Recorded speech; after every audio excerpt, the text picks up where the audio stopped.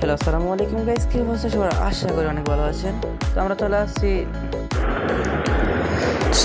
চলে আসছি চা পাতা বাগানের দিকে। এখানের দৃশ্যটা অনেক সুন্দর, চারপাশের দৃশ্যটা দেখেন একবার।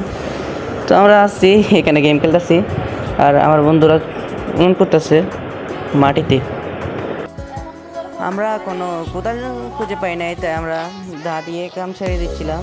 আর আমার বন্ধু কি পরিষ্কারভাবে এটা করে ফেললো, করতেই আছে দা দিয়ে।